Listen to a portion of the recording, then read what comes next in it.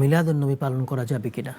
দেখেন, মিলাদুন নবী যেটা আমাদের দেশে বা যেটা আমরা করে থাকি, এটা আসলেও নবী সাল্লাল্লাহু আলাইহি সাল্লাম, সাহাবী, তাবি এবং প্রসিদ্ধ 4 ইমাম কারো কাছ থেকে এটা প্রমাণিত নয়, বরং এটা একটা স্পষ্ট বিদআহ এবং অমুসলিমদের থেকে আসছে এগুলো। এটা অমুসলিমদের থেকে আসছে। জি জি জি, আমাদের এগুলো বেঁচে থাকতে হবে। জি জি।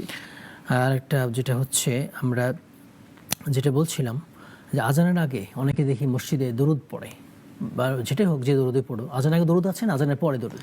জি, আজানের আগে যে দরুদ পড়া হয় এই দরুদটা প্রমাণিত নয়, কোরআন সুন্নাহ কারো কাছ থেকে প্রমাণিত নয়, বা কোনো সালাফে সালেহিন ওটা করেন নাই। বরং এটা যদি, যেটা আমরা কন্টিনিউ করতেছি, এটা অবশ্যই বেদাতের পর্যায়ে চলে যাবে, বা এটা বিদআহ। বরং নবী সাল্লাল্লাহু আলাইহি সাল্লাম বলছেন যে ইদা সামি'তুমুল মুআযযিন ফাকুলু মিথলা মা ইয়াকুলু। জি, আজান শুনবে যখন মুয়াজ্জিন যা বলবে তোমরা তা বলবে। হ্যাঁ, এরপরে নবী সাল্লাল্লাহু আলাইহি ওয়াসাল্লাম বলেন যে এরপরে তোমরা দরুদ পড়বে, তারপরে তার দোয়াটা আছে, আজানের দোয়াটা আছে, যে আজানের দোয়া আছে এবং দরুদ সেগুলো পড়বে। কিন্তু আগে দরুদ পড়া এবং দরুদের যে সিস্টেমগুলো, জি জি ভাই বললেন আমাদের প্রশ্নকারী, এটা কোনোভাবেই প্রমাণিত নয়।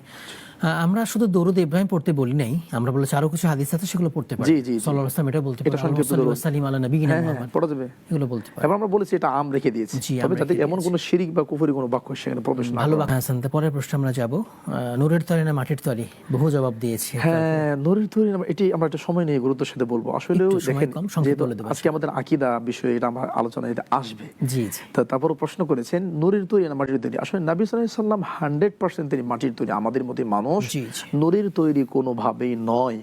কোরআন কারীম এবং বিশুদ্ধ সুন্নাহ থেকে অনেকগুলো দলিল আমরা আপনাদেরকে বলতে পারি, দলিল ছাড়া কোথাও কোনো মূল্যায়ন নেই। যেমন যদি আপনারা বলেন যে আল্লাহ সুবহানাহু ওয়া তাআলা বলছেন কোরআন কারীম সূরা আল কাহফের 110 নম্বর আয়াত, কুল ইন্নামা আনা বাশারুম মিথলুকুম ইউহা ইলাই। একই কথা সূরা হামিম সাজদায় আল্লাহ বলছেন কুল ইন্নামা আনা বাশারুম মিথলুকুম ইউহা ইলাই। এবং সহিহ মুসলিমে যে হাদিসটা আসছে, ইন্নামা আনা বাশারুম মিথলুকুম আনসা কামা তানসাউন ফাইদা নাসিতু ফাযাক্কিরুনি, আমি তোমাদের মতোই মানুষ, তোমরা যেমন ভুলে যাও আমিও তেমন ভুলে যাই। এরপরও আশ্চর্যের ব্যাপার হলো নবী সাল্লাল্লাহু আলাইহি সাল্লাম যে মাটির তৈরি, এই জন্য মক্কার কাফিররা ঈমান আনে নাই। তাদের দাবি হলো মুহাম্মদ সাল্লাল্লাহু আলাইহি ওয়াসাল্লাম নূরের তৈরি, মুশরিকদের দাবির মতো দাবি করা।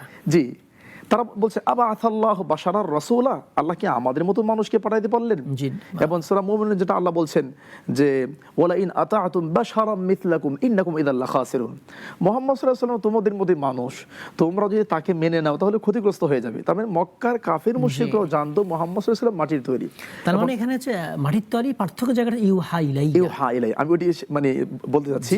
এবারে সম্মানের জায়গা এটা। জি জি জি, ইউহা ইলাই, তিনি নবী এবং রাসূল এবং সবচেয়ে শ্রেষ্ঠ নবী এবং রাসূল, এবং প্রত্যেকটা মানুষই তো মাটির তৈরি। আদম আলাইহিস সালাম, আমরা বনি আদম, আমরা মাটির তৈরি, সেখান থেকে আমরা সবাই মাটির তৈরি। জি, শুধু ফেরেশতারা নূরের তৈরি। জি জি জি।